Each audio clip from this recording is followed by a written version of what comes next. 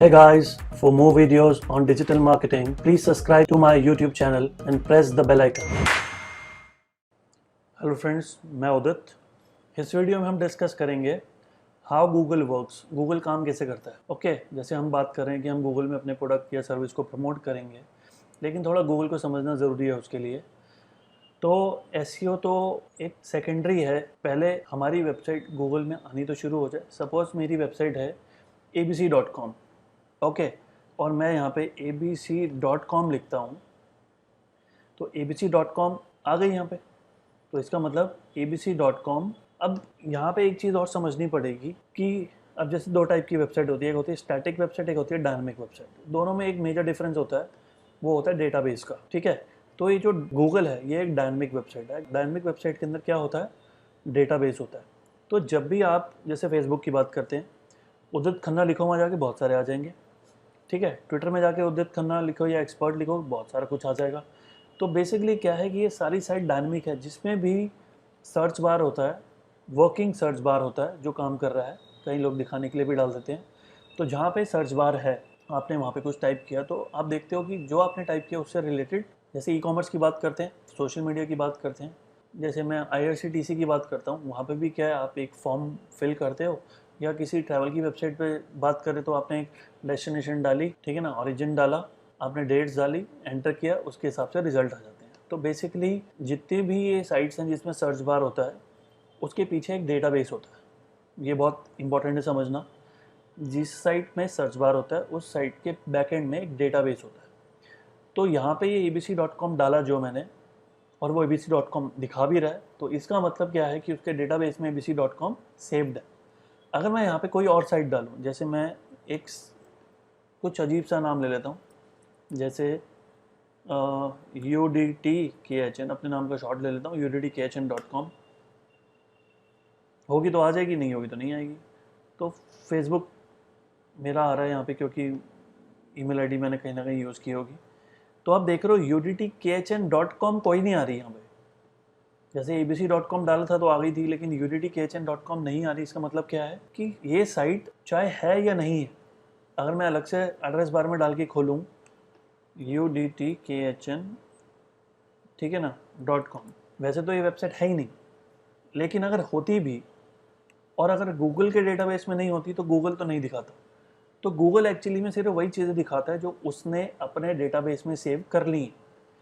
तो अब जैसे मैं बोल रहा हूँ कि हम एसईओ यहाँ पे करने आए हैं, लेकिन एसईओ से पहले ये चीज़ इंपॉर्टेंट है, हम गूगल में अपनी साइट को तो ऊपर ले आएंगे, लेकिन पहले गूगल में तो आ जाए। तो गूगल में कैसे आते हैं? अब जैसे गूगल एक बहुत एडवांस सर्च इंजन है। जैसे मैं बात करता हूँ कि मेरा कंप्यूटर है, मेरे कंप्यूटर के अंदर मैंने कोई सर्च बार ओपन किया, जैसे कुछ भी हम अगर सर्च करना चाहें तो एक ही शॉर्टकट होता है हमारे मैक के अंदर, कमांड स्पेस। तो यहाँ पे सर्च का ऑप्शन आ जाता है, मैं कुछ भी सर्च करूँगा तो वो ढूंढ के लेके आएगा। जैसे मैंने एसईओ डाल के एंटर किया तो कुछ रिलेटेड आ गया अपने आप ही। जैसे मैं फिर से ये खोलता हूँ और मैं सिर्फ एसईओ लिखता हूँ, तो आप देखो कि काफ़ी सारी चीज़ें दिखा रहा है। तो सेम वे ये वही चीज़ें दिखा रहा है जो इस कंप्यूटर के अंदर है, वो नहीं दिखा रहा जो नहीं है। अब जैसे मैं कोई सर्च करके डालता हूँ मूवी, अगर मेरे पास सेव्ड होगी इसके अंदर पद्मावत के नाम से तो आ जाएगी, अगर नहीं होगी तो नहीं आएगी। सेम वे गूगल भी ऐसे ही काम करता है। गूगल सिर्फ वही डेटा दिखाता है जो गूगल के अंदर सेव्ड है। अब गूगल के अंदर सेव हम तो नहीं जाके करते, मैंने तो आज तक अपनी साइट जाके सेव नहीं करी। तो गूगल काम ये कैसे कर लेता है बेसिकली? तो क्या है फंडा इसके पीछे कि गूगल, जैसे मैंने बोला कि बहुत एडवांस सर्च इंजन है, वैसे गूगल और उसके साथ जितने भी सर्च इंजन हैं वो आपको एक ऑप्शन देते हैं। जैसे मैं आपको एक ऑप्शन दिखा देता हूँ, गूगल साइट सबमिशन, ऐसा कुछ मैंने कीवर्ड डाला, तो यहाँ पे एक URL दिखाता हूँ आपको, google.com/webmaster/tool/submit URL। मतलब अगर आपकी वेबसाइट न्यू है और आप चाहते हो कि गूगल आपकी वेबसाइट पे आए और सारे पेजेस को अपने डेटाबेस में स्टोर कर ले, तो वो कह रहा है कि ऑप्शन था पहले, अब नहीं है। तो यहाँ पे वो कह रहा है कि to submit a URL to the Google index. Index का मतलब जो उसका डेटाबेस है वो उसको इंडेक्स बोलता है। इधर सबमिट अ साइट मैप और use a fetch has Google tool. तो फेच हैज़ गूगल टूल तो अब खत्म हो गया है, लेकिन सबमिट अ साइट मैप मैं कर सकता हूँ। अब सबमिट अ साइट मैप करने के लिए मुझे ये जो आप देख रहे हो ऊपर गूगल सर्च कंसोल, इस सर्च कंसोल में अपना अकाउंट बनाना पड़ेगा। वहाँ पे ऑप्शन होता है एंटर अ साइट। जैसे मैं आपको प्रैक्टिकल अभी दिखाना चाहूँगा, तो मैंने गूगल पे लिखा गूगल सर्च कंसोल एंटर किया, गूगल ने ये साइट दिखाई, मैंने इसको क्लिक किया और स्टार्ट नाउ किया। स्टार्ट नाउ करने के बाद, क्योंकि ये तो मेरा अकाउंट खुल गया, अदरवाइज़ अगर आप किसी न्यू फ्रेश ईमेल आईडी से करेंगे तो कुछ ऐसा दिखने वाला है आपको। तो यहाँ पे क्या लिखा हुआ है, ठीक है ना, अपना डोमेन जो भी आपकी वेबसाइट का नाम है वो यहाँ पे डालोगे। फिर यहाँ पे एक थोड़ा सा प्रोसेस रहता है, वो मैं बाद में डिस्कस करूँगा, ये हमारा एक सेपरेट वीडियो में आएगा। तो इस तरीके से हम गूगल को बता सकते हैं कि हम एक न्यू साइट हैं, और जैसे ही उसको पता चलेगा वो न्यू साइट है तो ऑब्वियसली गूगल उस साइट पे जाएगा और उसके जो पेजेस को सारे एक साथ तो नहीं करेगा, अपने हिसाब से एक एक करके, दो दो करके, चार चार करके थोड़े दिन में उस वेबसाइट को सेव कर देगा डेटाबेस में, ठीक है। तो बेसिकली ये जो काम है, अब जैसे मेरी तो एक साइट है, वर्ल्ड में कितनी साइट्स हैं जो न्यू बनती होंगी, जो लोग चाहते हैं कि गूगल में हमारी वेबसाइट भी दिखे, वो भी फ्यूचर में एसईओ करना चाहते हैं, टॉप पे आना चाहते हैं। तो टॉप पे आने से पहले मैंने बोला गूगल में तो आ जाओ। तो मान के लेते हैं, बहुत कम नंबर लेता हूँ मैं, 5000 साइट्स हैं जो रोज़ न्यू बनती है, ठीक है। 5000 वर्ल्ड वाइड, 200 कंट्रीज़ हैं वर्ल्ड में, 5000 साइट्स तो बहुत कम ही बोला है मैंने। और बहुत सारी जो एग्जिस्टिंग साइट्स हैं, बहुत सारे ब्लॉग्स हैं, प्रोडक्ट वाली साइट्स हैं, सर्विस वाली साइट्स हैं जो डेली अपडेट होती हैं, और वो भी चाहती हैं कि यार गूगल हमारी साइट पे आके जो हमने अपडेट किया है उसको भी अपने डेटाबेस में अपडेट कर ले, सो दैट कि वो यूज़र को अपडेटेड कंटेंट दिखाए, ना कि पुराने वाला। तो 5000 साइट्स तो ऐसी हैं जो रोज़ नहीं बनती है, और चलो 5000 ही ऐसी और लगा लेते हैं जिसमें रोज़ कंटेंट अपडेट होता है, इनफैक्ट लाखों में होता है, लेकिन मैं 5000 ही ले रहा हूँ। तो इन टोटल 10,000 साइट्स ऐसी हैं जिस पे गूगल को रोज़ जाना पड़ता है, क्योंकि 5000 नहीं है, उसमें से भी कुछ उठा के लाएगा, डेटाबेस में डालेगा। और 5000 पुरानी है जिसमें कुछ एक पेज अपडेट हुआ है, किसी में 2 पेज अपडेट हुआ है, किसी में कुछ 4 पेज नए डले हैं, किसी में कुछ डिलीट हुआ है, सब चीज़ें वो अपने डेटाबेस में अपडेट करेगा।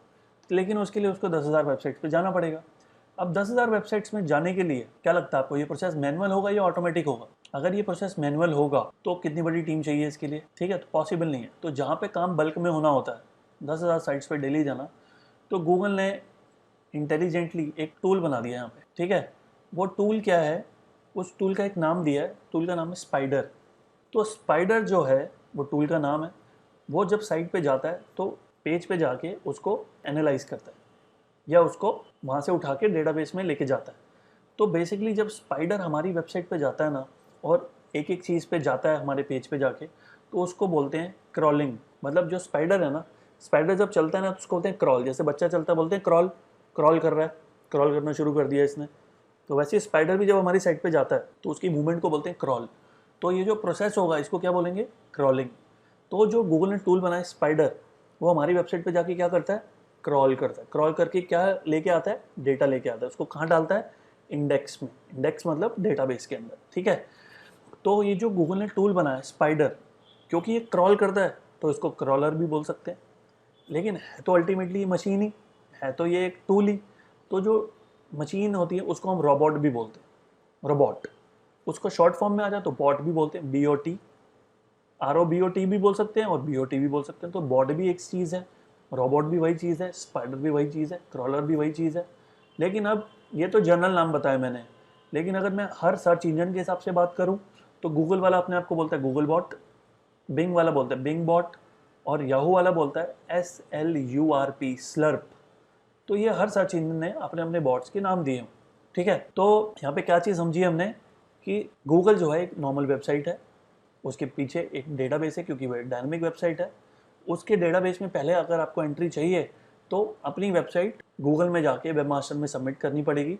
फिर गूगल के बॉट्स को वहाँ से पता चलेगा अच्छा ये नई वेबसाइट है, ठीक है। साइट मैप क्या चीज़ होती है वो भी आगे जाके कवर करेंगे। साइट मैप के थ्रू गूगल को पता चलता है कि हमारी वेबसाइट में इन टोटल कितने पेजेस हैं। उस साइट मैप के अंदर हमारे सारे पेजेस के URLs होते हैं, तो वहाँ से पता चलेगा कितने पेजेस हैं। अकॉर्डिंगली फिर कुछ कुछ पेजेस को क्रॉल करना शुरू कर देगा और डेटाबेस में सेव करना शुरू कर देगा। फिर अगर मैंने UDKHN.com साइट मैंने बना दी और वेब मास्टर में सबमिट कर दी, फिर गूगल ने आके उसको क्रॉल करना शुरू कर दिया, तब अगर मैं गूगल पे जाके UDKHN कुछ दिन के बाद जाके डालूंगा तो जैसे abc.com टॉप पे आई थी वैसे ये भी टॉप पे आएगी, ठीक है। क्योंकि आपको पता है कि जो डोमेन होता है, जो वेबसाइट का नाम होता है, वो यूनिक होता है। अगर एक ने ले लिया तो दूसरे को मिलेगा नहीं। अगर .com ले लिया तो .in ले सकता है, co.in ले सकता है, नेट ले सकता है, इन्फो ले सकता है, org ले सकता है, लेकिन कॉम नहीं मिलेगा। कब तक नहीं मिलेगा, जब तक मैंने उसको बुक कर लिया, 2 साल के लिए, 5 साल के लिए, 10 साल के लिए। और ख़त्म होने से पहले मैं फिर रिन्यू करा सकता हूँ, क्योंकि मेरे पास राइट है उसका, दूसरा नहीं ले सकता। दूसरा अगर लेगा तो मैं उसको दूंगा तो वो ले सकता है, अदरवाइज़ नहीं ले सकता। और मैं अगर उसको दे रहा हूँ तो फिर मैं जितने में देना चाहूँ उतने में दे सकता हूँ, प्रीमियम चार्जेस जोड़ सकता हूँ, लाखों रुपए ले सकता हूँ, डिपेंड करता है उसकी नीड क्या है। अगर उसको एक्चुअली में वो डोमेन चाहिए जो मेरे पास है, मैं जितना मांगूंगा शायद वो दे देगा, हो सकता है वो बहुत बड़ी कंपनी हो, तो वो सब चीज़ें चलती हैं। तो डोमेन जो है अगर आप डाल रहे हो unikHN.com तो वो तो यूनिक है, और अगर डेटाबेस में होगा तो ऑटोमेटिकली ऊपर आ जाएगा, ठीक है। .in में डालता तो .in अगर किसी की होती तो वो ऊपर आ जाता। तो सबसे पहला इंपॉर्टेंट एस्पेक्ट जो है हमारा यहाँ पे एसईओ करने से पहले वो ये है कि हमारी वेबसाइट पहले गूगल में इंडेक्स तो हो जाए। फिर अगर जो मेरा पेज जिसका मैं एसईओ कर रहा हूँ वो गूगल में है ही नहीं, तो एसईओ करने का क्या फ़ायदा। तो एसईओ करने से पहली चीज़ इंपॉर्टेंट है कि गूगल के डेटाबेस में अपनी वेबसाइट को स्टोर करना। अब सपोज मेरी वेबसाइट गूगल में स्टोर हो गई, पहला काम खत्म।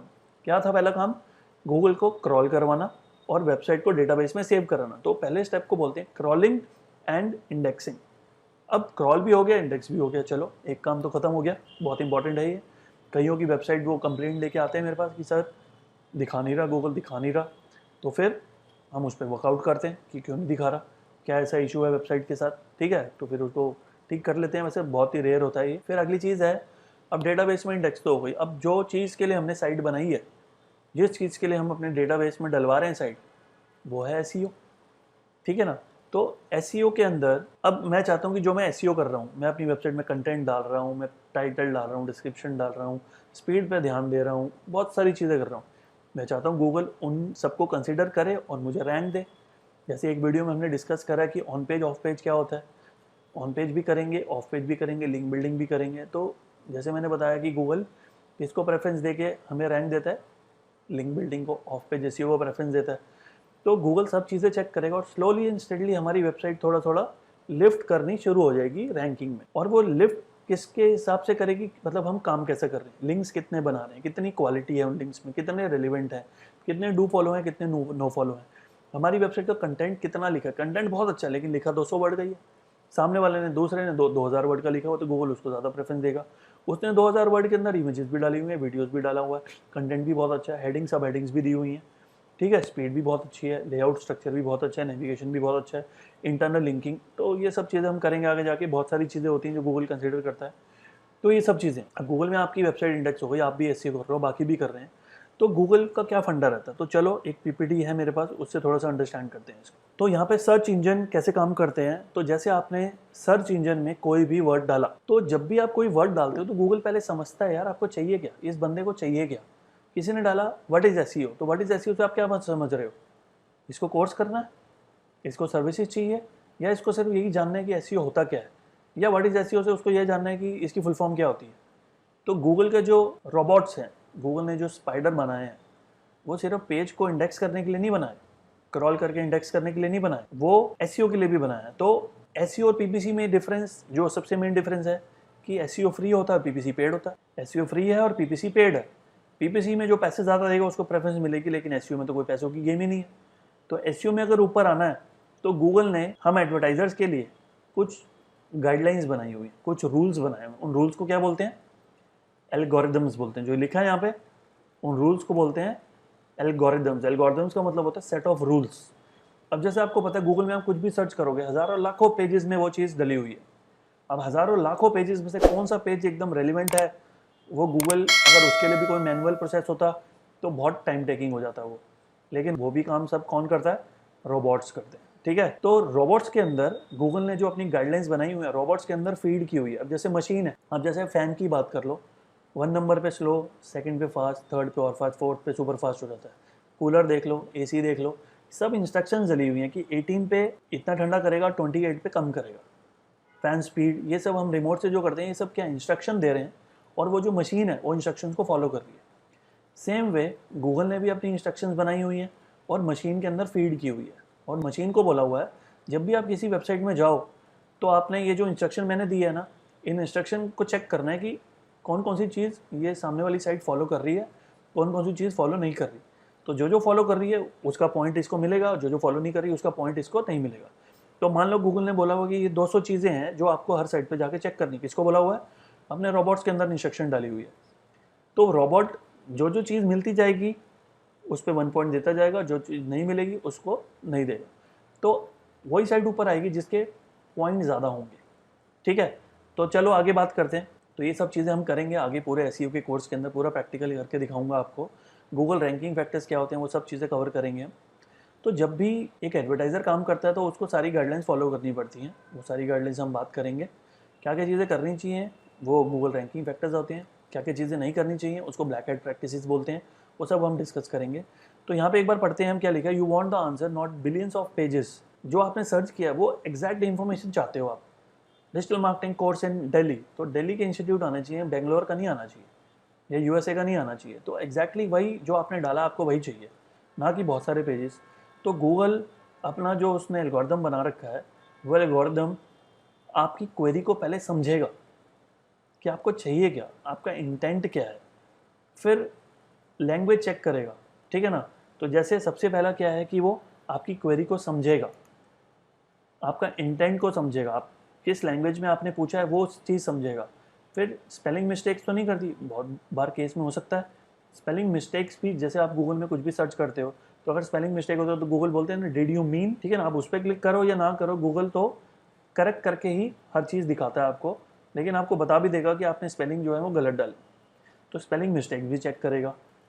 फिर आपने जो क्वेरी डाली है वो स्पेसिफिक है, ये ब्रॉड है। इसका मतलब है कि अगर आपने डाला कैमरा, फिर एक और डाला डीएसएलआर कैमरा, फिर आपने डाला बाय डीएसएलआर कैमरा, तो देख रहे हो क्वेरी में फ़र्क है, इंटेंट का फ़र्क है।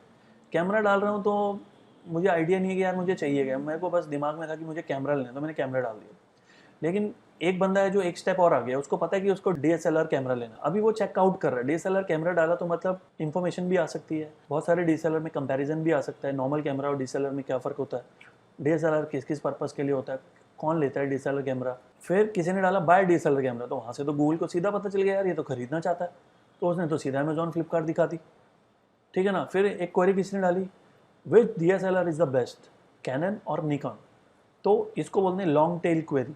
तो पहले क्वेरी को पूरा अच्छे से समझेगा तभी तो बेस्ट रिजल्ट दिखाएगा, क्योंकि उसके पास तो इन्फॉर्मेशन की कमी नहीं है, उसके पास तो ई कॉमर्स साइट्स भी हैं दिखाने के लिए, उसके पास तो इन्फॉर्मेटिव साइट्स भी हैं दिखाने के लिए, उसके पास तो कैमरा का मतलब दिखाने के लिए विकीपीडिया भी है।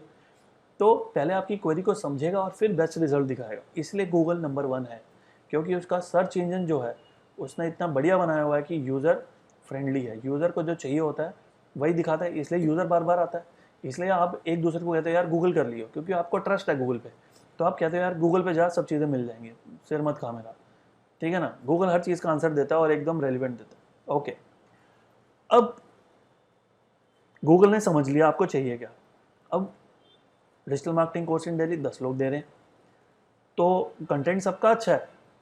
ठीक है, कीवर्ड भी सबने डाले हुए हैं, हेडिंग में भी डाला हुआ है, बॉडी में भी डाला हुआ है, टाइटल में भी डाला हुआ है, कीवर्ड स्टफिंग भी नहीं करी हुई। और जैसे मैं बता रहा हूँ relevancy of the web page, अब जैसे आपने डाला डीएसएलआर कैमरा, तो विकीपीडिया भी खुलेगा कि डीएसएलआर कैमरा क्या होता है, उसको भी पता है, और भी बहुत सारी टेक्नोलॉजी वाली साइट्स हैं उनको भी पता है। तो जो इन्फॉर्मेशन ज़्यादा देगा, जैसे मैंने एक बार ऑब्जर्व किया कि मैंने डाला व्हाट इज़ एसईओ, तो व्हाट इज़ एसईओ मैंने भी अपनी वेबसाइट की ब्लॉग में डाला 600 वर्ड का, ज़ीरो वैल्यू है उसकी। 600 वर्ड में कौन सा कंटेंट पूरा हो सकता है। गूगल कहता है कि जो भी इन्फॉर्मेशन दे रहे हो A to Z of that information देनी है आपने। डीएसएलआर कैमरा बता रहे हो तो टॉप 10 साइट्स कहाँ से मिलेगा, क्यों लेना चाहिए, क्या एडवांटेजेस हैं, क्या डिसएडवांटेजेस हैं, होता क्या है, क्या टेक्नोलॉजी है।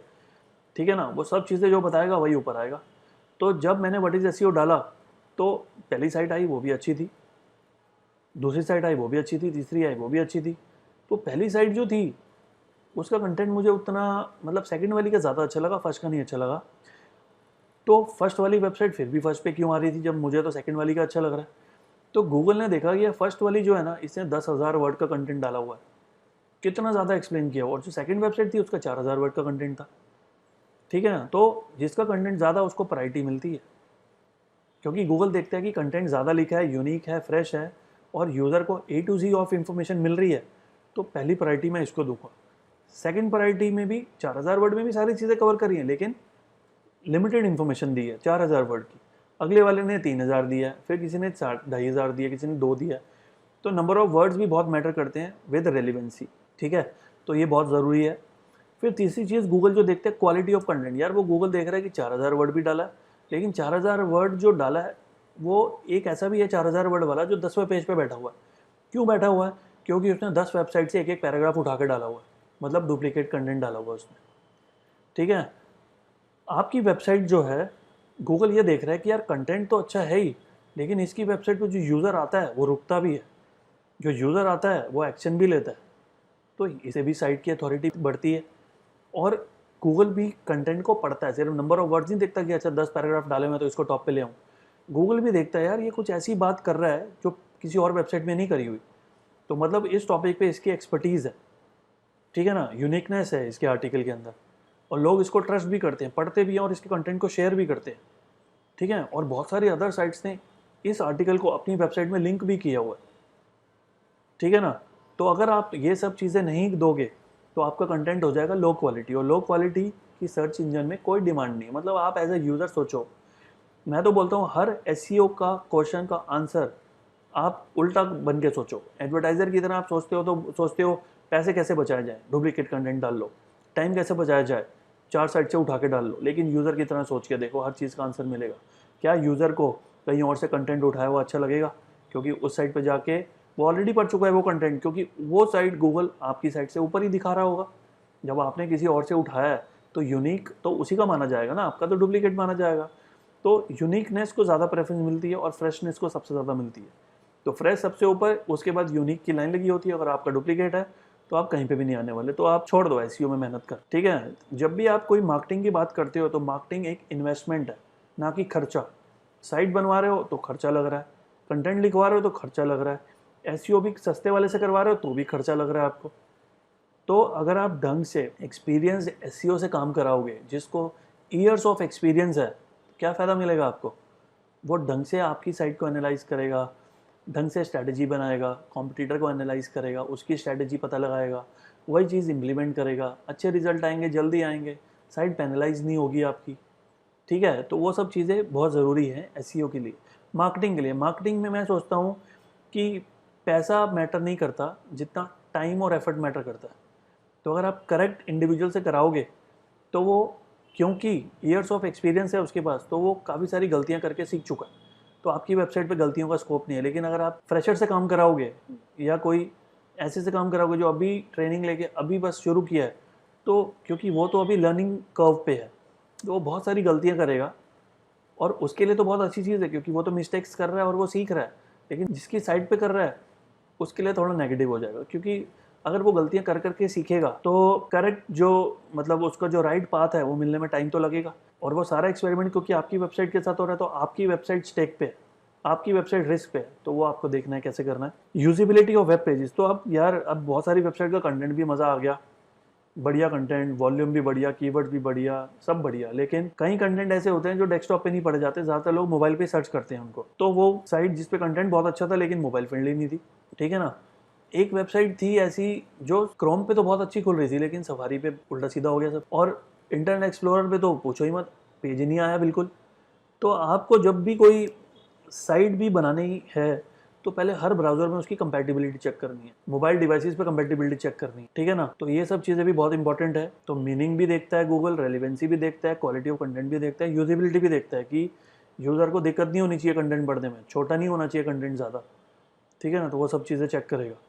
फिर कंटेक्स्ट, अब जैसे मैंने चेक किया, मैंने डाला एसी सर्विस नियर मी, तो नियर मी गूगल क्या दिखाएगा इसमें, तो गूगल आईपी एड्रेस ट्रैक कर लेता है मेरी हिस्ट्री चेक कर लेता है गूगल कि मैं ज़्यादातर सर्चेस किस एरिया के करता हूँ, मेरा आईपी एड्रेस कहाँ का बता रहा है, मैं मेजॉरिटी ऑफ द टाइम कहाँ से सर्च करता हूँ। ठीक है ना, तो लोकेशन भी ट्रैक कर लेता है, पास्ट हिस्ट्री भी चेक कर लेता है, और उसके वजह से अब जैसे मैंने digital marketing course in Delhi ना डाला होता, मैंने डाला होता डिजिटल मार्केटिंग कोर्स, चांसेस है कि मुझे दिल्ली के ही दिखाता। अब चलो एक और चीज़ और बताता हूँ, मैंने डाला होता digital marketing course in Delhi, तो मैं करंटली हूँ दिल्ली के रोहिणी एरिया में, तो अगर मैं रोहिणी से सर्च कर रहा हूँ और मेरा कीवर्ड है digital marketing course in Delhi, लेकिन स्टिल गूगल मुझे वही रिजल्ट दिखाता जो नियर बाय के हैं।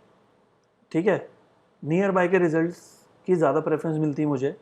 तो गूगल जो है ये सब चीज़ें चेक करता है और फिर जाके गूगल रिजल्ट दिखाता है, तो बहुत बेटर है। अब जैसे मैं बुक माई शो की बात करूँ तो सबसे पहले पूछ लेता है, ये नहीं पूछता कि कौन सी मूवी देखना है, कौन से थिएटर में देखनी है, वो पहले पूछता है कि किस एरिया में चाहिए आपको।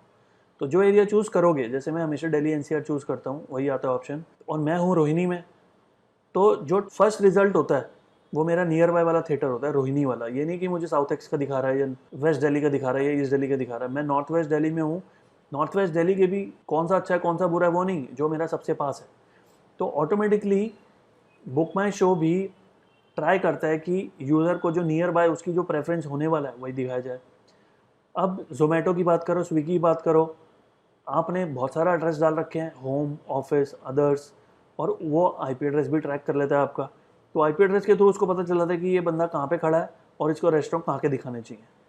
तो ये सब चीज़ें जो हैं, हर किसी ने अपने जो एल्गोरिदम है, ये भी एल्गोरिदम ही है, ठीक है। ये जो आप लोकेशन को ट्रैक कर लेते हो यूज़र की, तो ये जब सिस्टम जो है ये हर चीज़ ट्रैक करके आपको एकदम रेलिवेंट रिजल्ट दिखाना चाहता है। और जो ऐसा नहीं करेगा यूज़र उसके कम हो जाएंगे। तो यूज़र बेस बढ़ाना है तो यूज़र को सेटिस्फाई करो। गूगल का जो यूज़र बेस है, वर्ल्ड का अगर 80% ऑडियंस गूगल यूज़ कर रहा है, इंडिया का 100% यूज़ कर रहा है, तो कुछ तो बात है गूगल में। और वो जो बात है वो ये बात है जो मैं आपको सामने दिखा रहा हूँ कि गूगल इतनी मेहनत करता है आपको सब दिखाने के लिए, और फिर भी ये सब करने के बाद भी आप क्लिक करते हो रिजल्ट आपके सामने। तो प्रोसेस सोचो कितने क्विक है। अगर ये काम मैन्युअली होता तो कैसे क्विक होता। सब काम ऑटोमेटेड है, ठीक है। तो ये सब चीज़ें बहुत इंपॉर्टेंट है जो गूगल कंसिडर करता है। तो पहली चीज़ क्या करता है गूगल, क्रॉल करता है, इंडेक्स करता है। फिर जो सर्च इंजन ने अपने एल्गोरिथम्स बनाए हुए हैं, सेट ऑफ रूल जो उन रोबोट्स में फीड किए हुए हैं, वो जब रोबोट्स हमारी साइट पे आते हैं तो एक एक चीज़ से हमारी साइट को एनालाइज करते हैं, और फिर हमारी साइट को गूगल कंसिडर करता है कि ये साइट बाकी साइट से बेस्ट है या नहीं है, इसका कंटेंट कैसा है, इसकी यूजेबिलिटी कैसी है, इसकी रेलिवेंसी कैसी है, इसके कीवर्ड्स कैसे हैं, इस कीवर्ड से मुझे इसको दिखाना चाहिए कि नहीं दिखाना चाहिए, वो सब चीज़ें गूगल कंसिडर करता है। तो इसको बोलते हैं एल्गोरिथम्स। क्या होता है एल्गोरिथम से, गूगल बेस्ट रिजल्ट दिखा पाता है यूज़र को, ठीक है। अब एक चीज़ और, अब जैसे गूगल जो है उसने जो गाइडलाइंस दी हुई हैं वो तो सारे फॉलो करते हैं, अगर रैंक चाहिए तो करना ही पड़ेगा। लेकिन अब सर्च इंजन जब 1997 में बना था, आज 2020 है, 1997 और 2020 में बहुत डिफरेंस आ गया, बहुत रेलिवेंसी ज़्यादा बढ़ गई है। तो उस टाइम जब गूगल ने बनाया होगा तो अलग रूल्स थे, बहुत लीनियंट रूल्स होंगे। गूगल को भी नहीं पता यार मुझे क्या करना चाहिए, मैं अपने सर्च इंजन को और कैसे इंप्रूव करूं।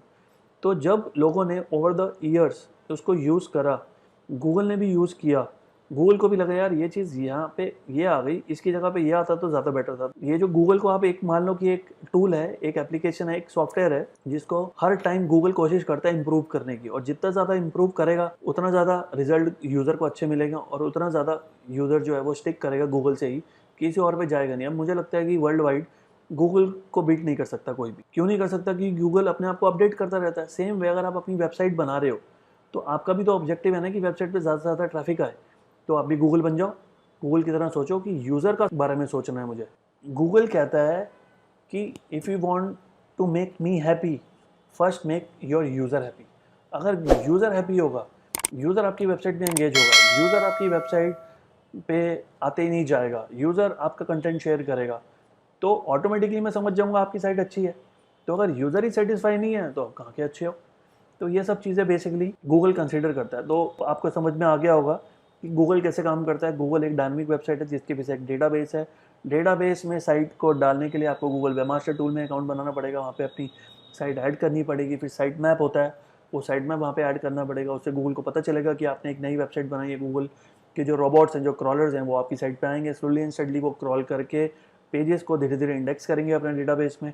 उसके बाद जब आप एसईओ करना शुरू करोगे, धीरे धीरे आपकी वेबसाइट पे आएंगे जो पेजेस इंडेक्स हो गए हैं, उन पे एसईओ वाली चीज़ें चेक करेंगे, जो भी जो गाइडलाइंस गूगल ने फीड की हुई हैं रोबोट्स में, उसके अकॉर्डिंगली आपकी साइट को एनालाइज करेंगे, और फिर धीरे धीरे सर्च इंजन में आपकी रैंकिंग आएगी या नहीं आएगी, आप तब डिपेंड करेगा। अगर नहीं आएगी तो फिर आप उसको और इम्प्रूव करने की कोशिश करोगे। चलो ठीक है, ये सब अब एक वीडियो से अंडरस्टैंड करते हैं कि गूगल कैसे काम करता है। तो जो स्टेप्स मैंने आपको बताया अभी कि पहले क्रॉल करता है, फिर इंडेक्स करता है, फिर एल्गोरिथम्स इम्प्लीमेंट करता है, तो देखते हैं एक बार वीडियो के थ्रू। तो फर्स्ट स्टेप रहेगा क्रॉलिंग एंड इंडेक्सिंग। अब ये वीडियो मैंने काफ़ी टाइम पहले बनाया था, तो तब जहाँ से मैंने ये बनाया था गूगल की वेबसाइट से, तो उस टाइम दिखा रहा था 60 ट्रिलियन वेब पेजेस, और अब अप्रॉक्सीमेटली ये 500 ट्रिलियन वेब पेजेस हो गए होंगे, क्योंकि मैंने आई थिंक 2014 अराउंड बनाया था, या 2020 है, तो काफ़ी टाइम हो गया। इंडिविजुअल पेजेस की बात कर रहे हैं, वेबसाइट की नहीं कर रहे, और ऑब्वियसली वो बढ़ भी रहे हैं। गूगल वेब पूरी मतलब जो वर्ल्ड वाइड वेब है उसको कैसे क्रॉल करता है। तो अब क्या करता है, जैसे गूगल एक वेबसाइट पे गया और उस वेबसाइट पे कंटेंट के अंदर उसको काफ़ी सारे और लिंक्स मिले, तो उसका जो क्रॉलर्स हैं वो अपने आप को ऑटोमेटिकली डिवाइड कर लेते हैं, तो उस वेबसाइट को तो क्रॉल करते रहेंगे, लेकिन अदर वेबसाइट्स पे भी उनके जो सब पार्ट्स होंगे वो क्रॉल करने चले जाएंगे। फिर उसको और आगे लिंक्स मिलेंगे तो फिर और आगे सब डिवाइड हो जाएंगे, फिर लिंक्स मिलेंगे और सब डिवाइड हो जाएंगे। तो ऐसे ही वो पूरे वर्ल्ड वाइड वेब को क्रॉल करते हैं। तो ये एक वेबसाइट से दूसरी पे थ्रू लिंक जाना है, that means we follow link from page to page. तो जितने ज़्यादा लिंक, अगर सपोज आपकी एक वेबसाइट उसमें एक पेज है जिसपे अच्छा ट्रैफिक है, गूगल आता रहता है, आपने 2 पेजेस नए बनाए, आप चाहते हो गूगल उस पर भी जाए, तो अपना जो पेज है जिस पे गूगल फ्रिक्वेंटली आता है उस पर उन 2 पेजेस के लिंक डाल दो, ऑटोमेटिकली वहाँ पे चला जाएगा। तो क्रॉल कराने का तरीका है बेसिकली ये। न्यू वेबसाइट पे क्रॉल कराना है तो वेब मास्टर से, लेकिन अब गूगल जब आपकी वेबसाइट पे ऑलरेडी आ ही रहा है तो जिस पेज पे वो आ रहा है उस पर वो न्यू पेजेस के लिंक्स डाल दो, ऑटोमेटिकली वहाँ पे भी चला जाएगा। अब जब गूगल इतने सारे पेजेस अलग अलग कैटेगरीज के हर वेबसाइट के क्रॉल कर लेता है, तो उसको डेटाबेस में स्टोर कैसे करता है। जैसे आप अपनी लैपटॉप में डेटा सेव करते हो, तो जैसे आप मूवीज़ है तो मूवीज़ का फोल्डर बना देते हो, सॉन्ग्स है तो सॉन्ग्स का फोल्डर बना देते हो, सॉन्ग्स के अंदर रोमांटिक अलग बना देते हो और डांसिंग अलग बना देते हो, मेडिटेशन अलग बना देते हो, ठीक है ना, होता है ना ऐसा। तो सेम में गूगल भी ऐसे ही करता है, डिफरेंट डिफरेंट कंटेंट को अलग अलग फोल्डर्स में सेव कर देता है, सो दैट कि जब दिखाना हो तो उसको पता हो कि मैंने कहाँ सेव किया, तो इमीडिएटली उसके जो जो जो टूल है वो फटाफट से फैच कर लेगा वहाँ से। तो ये होता है यहाँ पे। तो जैसे उसने बहुत सारे पेजेस को क्रॉल करा और डेटाबेस में उसको अलग अलग स्टोर कर दी, और कहाँ पे सेव किया, इंडेक्स में। और इंडेक्स जब 60 ट्रिलियन पेजेस का था तो 100 मिलियन गीगाबाइट्स था। अभी आप एज्यूम कर सकते हो कि कितना होगा। नेक्स्ट पार्ट, अब हमारा पहला पार्ट हो गया कि क्रॉल भी हो गई और इंडेक्स भी हो गया। अब नेक्स्ट पार्ट है एल्गोरिदम्स। तो एल्गोरिदम्स क्या होते हैं, प्रोग्राम्स एंड फॉर्मूला, जिसको हम सेट ऑफ रूल्स भी बोल सकते हैं। क्यों बनाया है गूगल ने, to deliver the best possible results, कि यूज़र को बेस्ट से बेस्ट दिखना चाहिए। तो जैसे आपने कुछ सर्च किया तो पहले जैसे मैंने बोला वो क्वेरी को समझता है और फिर उसके अकॉर्डिंगली फिर डेटाबेस में उसे जाके बेस्ट रिजल्ट दिखाता है।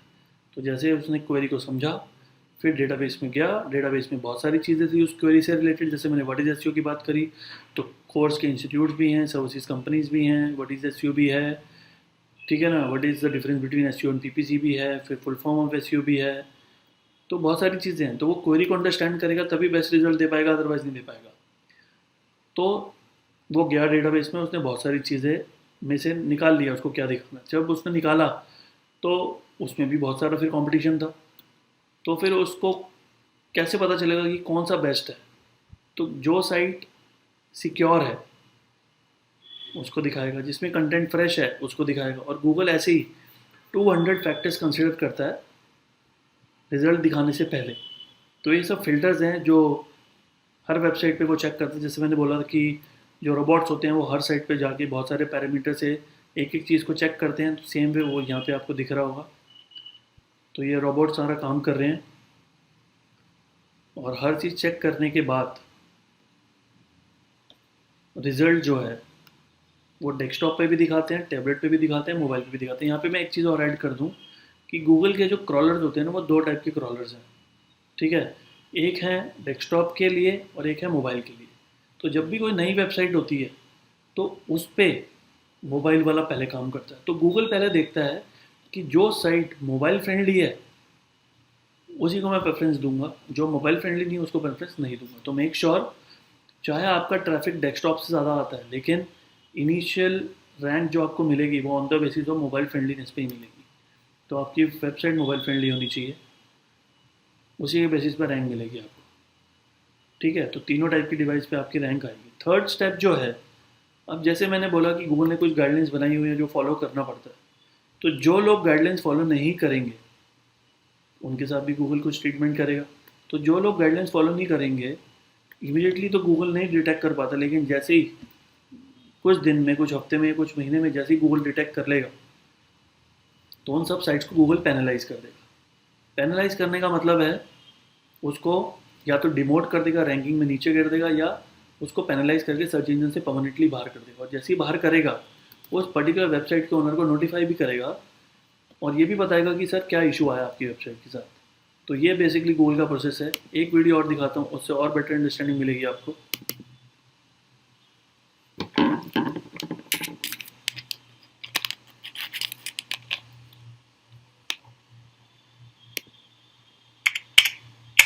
तो ये एक इंडिविजुअल है जिनका नाम है मैट कट्स, ठीक है। तो ये जो मैट कट्स हैं, ये इन्होंने गूगल 2000 में ज्वाइन किया था, और अब ये डिपार्टमेंट चेंज हो गया इनका, लेकिन पहले जो डिपार्टमेंट में थे, स्पैम डिपार्टमेंट, तो वो डिपार्टमेंट क्या करता था, मतलब जैसे साइट्स अगर कुछ अगेंस्ट द गाइडलाइंस कर रही हैं तो उसको पेनलाइज करता था। तो मतलब काइंड ऑफ जो गाइडलाइन सेट करने वाला डिपार्टमेंट था, उसके हेड हैं। इनका एक वीडियो देखते हैं क्या बोलते हैं ये। Hi, my name is Matt Cutts. I'm an engineer in the quality group at Google, and I'd like to talk today about what happens when you do a web search. The first thing to understand is that when you do a Google search, you aren't actually searching the web. You're searching Google's index of the web, or at least as much of it as we can find. We do this with software programs called spiders. Spiders start by fetching a few web pages. Then they follow the links on those pages and fetch the pages they point to, and follow all the links on those pages and fetch the pages they link to, and so on, until we've indexed a pretty big chunk of the web, many billions of pages stored across thousands of machines. Now, suppose I want to know how fast a cheetah can run. I type in my search, say cheetah running speed, and hit return. Our software searches our index to find every page that includes those search terms. In this case, there are hundreds of thousands of possible results. How does Google decide which few documents I really want? By asking questions, more than 200 of them, like, how many times does this page contain your keywords? Do the words appear in the title? In the URL? Directly adjacent? Does the page include synonyms for those words? Is this page from a quality website, or is it low quality, even spammy? What is this page's page rank? That's a formula invented by our founders, Larry Page and Sergey Brin, that rates a web page's importance by looking at how many outside links point to it and how important those links are. Finally, we combine all those factors together to produce each page's overall score and send you back your search results, about half a second after you submit your search. At Google, we take our commitment to delivering useful and impartial search results very seriously. We don't ever accept payment to add a site to our index, update it more often, or improve its ranking. Let's take a look at my search results. Each entry includes a title, a URL, and a snippet of text to help me decide whether this page is what I'm looking for. I also see links to similar pages, Google's most recent stored version of that page, and related searches that I might want to try next. And sometimes, along the right, and at the top, I'll see ads.